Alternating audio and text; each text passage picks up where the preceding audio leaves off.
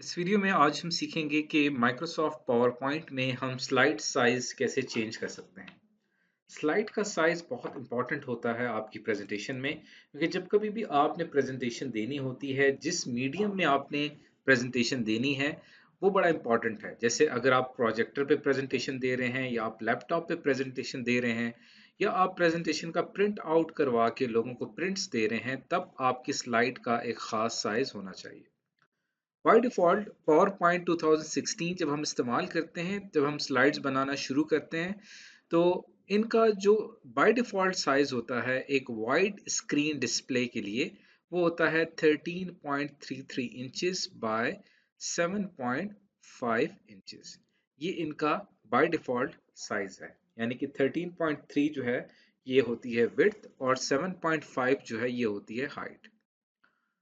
और नॉर्मली जो स्लाइड्स होती हैं उनको हॉरिजेंटली ओरिएंटेड होती हैं और उनको जो पहला स्लाइड नंबर होता है वो स्टार्ट होता है 1 से।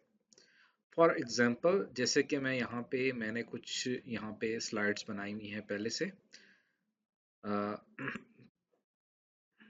ये एक क्लासरूम के हवाले से कुछ स्लाइड्स हैं।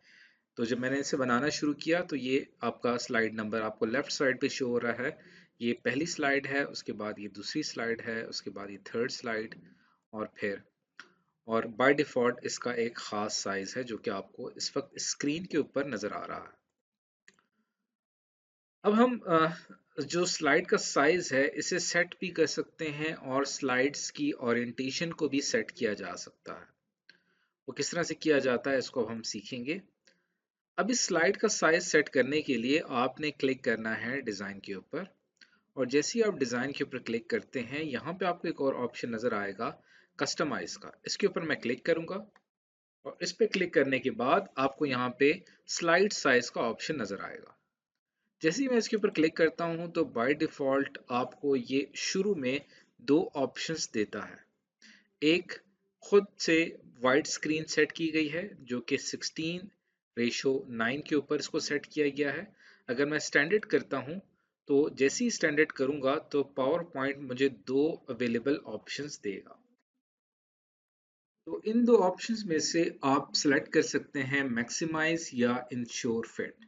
जब आप इंश्योर फिट सेलेक्ट करते हैं तो इससे मुराद ये होता है कि आपकी स्लाइड का जितना भी कंटेंट है वो तमाम का तमाम स्लाइड पे फिट आने की पूरी कोशिश होगी। जबकि अगर आप मैक्सिमाइज करेंगे तो फिर स्लाइड अपने तौर पे अपना साइज मैक्सिमाइज कर देती है परवाह किए बगैर। अगर कंटेंट स्लाइड से बाहर भी चला जाए तब वो उसको शामिल नहीं करती। पूरा फोकस स्लाइड के साइज के ऊपर होता है। तो आप पे डिपेंड करता है कि आप मैक्सिमाइज रखना चाहते हैं या इंश्योर फिट करना चाहते हैं। जैसे कि अगर मैं यहाँ पे इंश्योर फिट के ऊपर क्लिक करता हूँ तो देखिए यहाँ पे जो कंटेंट है वो स्लाइड के हिसाब से एडजस्ट हो चुका है और इसका साइज हमने स्टैंडर्ड रखा है। वापस अगर मैं इसको वाइड स्क्रीन कर देता हूँ तो ये देखिए ये हमारी वाइड स्क्रीन में कन्वर्ट हो चुका है।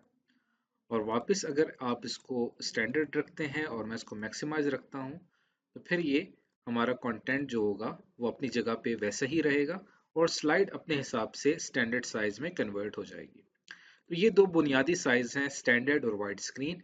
अब जो असल चीज़ हमने समझनी है वो ये है कि slide size, custom slide size अगर हमने करना हो तो उसके लिए फिर हम क्या करेंगे। तो उसके लिए आपने क्लिक करना है कस्टम स्लाइड साइज पे। जैसे ही कस्टम स्लाइड साइज पे क्लिक करेंगे तो ये विंडो आपके सामने ओपन हो जाएगी। इसको अब हम डिटेल में समझते हैं। और यहाँ पे ये, और एक और चीज़ मैं आपको यहाँ बताता चलूँ, कुछ ज़रूरी पॉइंट्स हैं। वो ये है कि आप ना सिर्फ अपनी स्लाइड का साइज़ और उसकी ओरिएंटेशन सेट कर सकते हैं, बल्कि जब आप नोट्स प्रिंट करते हैं अपने स्लाइड के, उनकी ओरिएंटेशन, हैंड आउट की ओरिएंटेशन और आउटलाइंस अगर आप निकालनी हो, ये तमाम ओरिएंटेशन आप सेट कर सकते हैं। तो ये वो स्लाइड साइज़ है जो कि आपके सामने इस वक्त मैंने ओपन करके आपको दिखाया है। यहाँ पे आपको ये पता चल रहा है कि आप कौन सा स्लाइड साइज सेलेक्ट करना चाहते हैं। उसकी विड्थ और हाइट को आप मैन्युअली सेलेक्ट कर सकते हैं। और यहाँ पे आप ओरिएंटेशन जो है स्लाइड्स की, वो आप पोर्ट्रेट या लैंडस्केप रखना चाहते हैं। इसी तरह notes, hand out and outline को जब आप प्रिंट करवाएंगे उसकी ओरिएंटेशन आप पोर्ट्रेट या लैंडस्केप रखना चाहते हैं, उसके लिए भी आपके पास यहाँ पे ऑप्शन अवेलेबल है। तो अब हम इसको मज़ीद समझते हैं। तो आपके पास डिफरेंट स्लाइड साइजेस हैं। आमतौर पे जब हम स्क्रीन पे अपनी प्रेजेंटेशन दे रहे होते हैं, जो हम अपने लैपटॉप या डेस्कटॉप की स्क्रीन पे देते हैं, तब हम स्लाइड का साइज रखते हैं ऑन स्क्रीन शो के मुताबिक, जिसकी खास डायमेंशन होती है। और अगर हमने अपनी स्लाइड को प्रिंट करना है किसी भी लेटर पेपर के ऊपर जो कि 8.5 विड्थ और 11 इंच हाइट का है, तब हम स्लाइड साइज रखेंगे लेटर पेपर। जैसे कि आप देखें यहाँ पे कस्टमाइज में मैं जाऊंगा, slide size, custom slide size, तो यहाँ पे आपके पास डिफरेंट स्लाइड साइजेस हैं। यहाँ मैं रखूंगा लेटर पेपर। इसी तरह आपके पास और मजीद जो ऑप्शंस हैं उनको भी ज़रा देख लेते हैं।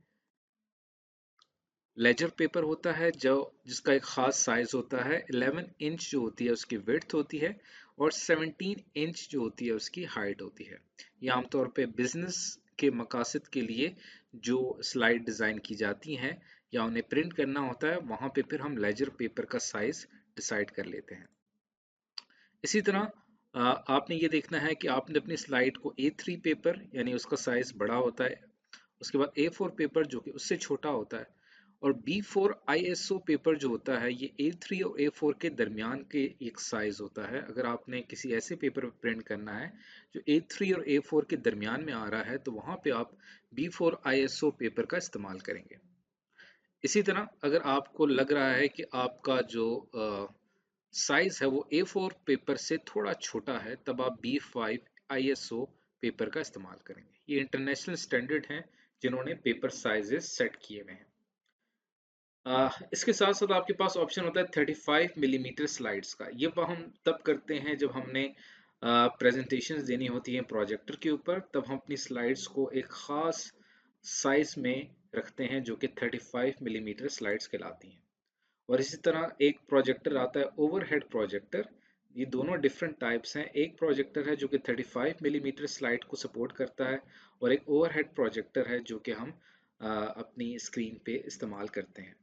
इसी तरह वेब के लिए अगर आपने कोई बैनर डिज़ाइन करना है तो वहाँ से आप साइज़ रख सकते हैं। इसी तरह वाइड स्क्रीन, ये तमाम साइजेस आपके इस वक्त यहाँ पे अवेलेबल हैं जो कि मैं यहाँ से सेट कर सकता हूँ। ये देखिए, ये तमाम साइजेस हैं जिनका भी मैंने आपके सामने डिस्कस किया है।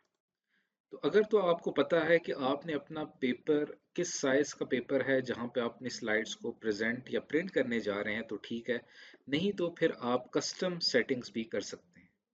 कस्टम सेटिंग्स के लिए आपको उसी हिसाब से जिस मकसद के लिए आप इस्तेमाल कर रहे हैं, आपने विड्थ और हाइट सेट करनी होगी।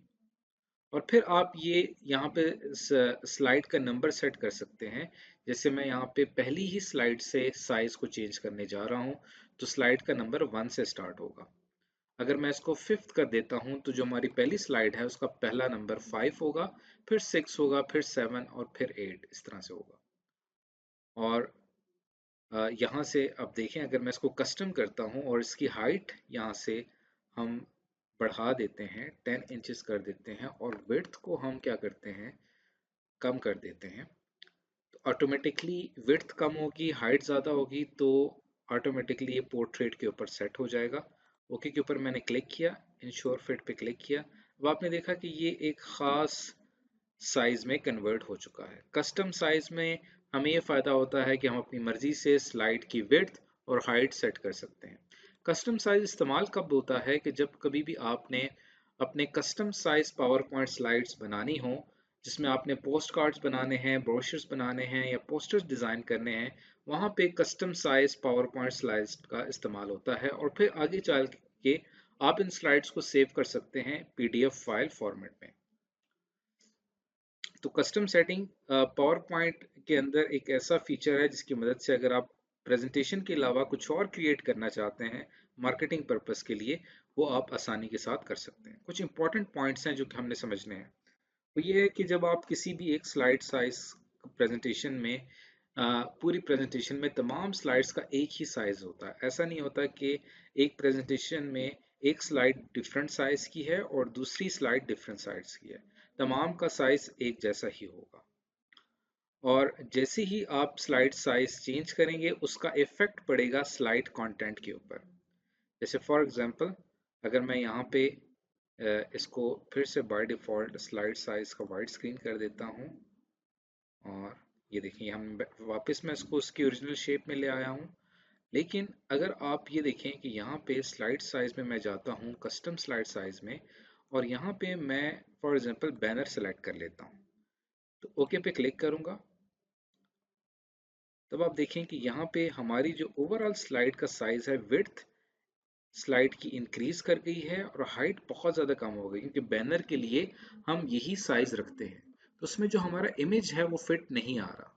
तो इससे ये हुआ कि साइज का इफेक्ट पड़ा है हमारे कंटेंट के ऊपर। इसी तरह यहाँ पे भी देखिए ये हमारा इमेज था और ये इसके ऊपर फिट नहीं आ रहा। इसी तरह यहाँ पे और फिर यहाँ पे और तमाम में आप देखें हमारा कंटेंट सही तरह से फिट नहीं आ रहा। तो इसका हल हम इस तरह से निकालते हैं कि हम फिर इस्तेमाल करते हैं manually rescale of an image और ऑब्जेक्ट। हम अपनी प्रेजेंटेशन में जो भी इमेज या ऑब्जेक्ट का इस्तेमाल कर रहे हैं उसको हम मैन्युअली रीस्केल करते हैं स्लाइड मास्टर का इस्तेमाल करते हुए। आपको याद होगा इससे पहले मैंने स्लाइड मास्टर पे आपको बहुत ही डिटेल में समझाया था कि स्लाइड मास्टर क्या होता है। तो आपने क्या करना है कि अपनी जो प्रेजेंटेशन है, अब फॉर एग्जांपल मैं इसका साइज फिर से ठीक कर देता हूँ, तो ये देखिए अब ये यहाँ पे एडजस्ट नहीं हो पा रहा क्योंकि इमेजेस जो हैं वो बिल्कुल इसकी तरतीब से हट चुके हैं। तो इस चीज़ को हम सेट करने के लिए वापस स्लाइड साइज पे जाते हैं, स्टैंडर्ड पे रखता हूँ उसको, इंश्योर फिट पे क्लिक किया, तो अब ये जाके थोड़ा बहुत हमारे इमेजेस जो हैं वो प्रेजेंटेशन की स्लाइड्स के हिसाब से अब ये काफ़ी बेहतर तौर पे आपको नज़र आ रहे हैं।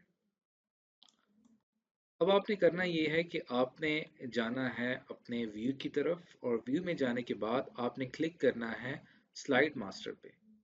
जैसे ही हम यहाँ पे क्लिक करेंगे तो फिर आपकी स्लाइड मास्टर है और इसके अंदर ये आपका टाइटल टेक्स्ट है और यहाँ पे आपका कंटेंट टेक्स्ट है। अब आपने इसमें वो वाला लेआउट तलाश करना है जहाँ पे पिक्चर मौजूद है। जैसे कि अगर हम इस लेआउट पे आते हैं, ये लेआउट बनाया गया है पिक्चर के लिए। ये इस लेआउट को मैं सेलेक्ट करता हूँ। इसको सेलेक्ट करने के बाद अब मैं फॉर्मेट के ऊपर क्लिक करूँगा और यहाँ पे मैं उस इमेज का जो साइज है वो सेट कर सकता हूँ। फॉर एग्जांपल यहाँ पे मैं हाइट को सेट कर लेता हूँ 3 इंचेस और विड्थ को हम यहाँ पे कर लेते हैं 5 इंचेस। तो यहाँ पे मैंने अपने हिसाब से हाइट एंड विड्थ सेलेक्ट कर ली है। तो अब आप देखें कि ये हमारी पिक्चर का ओवरऑल एक स्ट्रक्चर बन चुका है। अब इसको जैसे ही मैं क्लोज करूंगा तो वो जो चेंजेस मैंने पिक्चर के लिखी हैं उस हिसाब से मेरे ये देखें इमेजेस, इनका साइज उस हिसाब से एडजस्ट हो चुका है। तो जितने भी तो आपने ये देखना है कि जिस भी साइज की तरफ आप मूव करने जा रहे हैं आपने स्लाइड मास्टर के ज़रिए उन इमेजेस का साइज पहले से सेट कर लेना है जो कि सूटेबल होगा उस स्पेसिफिक स्लाइड साइज के लिए। यानी कि जब हम डिज़ाइन सेक्शन में जाते हैं तो यहाँ पे कस्टमाइज में स्लाइड साइज में कस्टम स्लाइड साइज में यहाँ पे आप जो भी स्लाइड साइज सेलेक्ट कर रहे हैं उस हिसाब से आपने अपने इमेज की जो सेटिंग है वो आपने स्लाइड मास्टर में जाके सही तरीके से सेट करना है, फिर जाके आपने स्लाइड साइज अप्लाई करना है, तब जाके आपका कंटेंट बिल्कुल आपके साइज के मुताबिक आएगा। तो आज की इस वीडियो में हमने बहुत ही तफसील से देखा है कि हम पावर पॉइंट के अंदर स्लाइड साइज कैसे चेंज कर सकते हैं।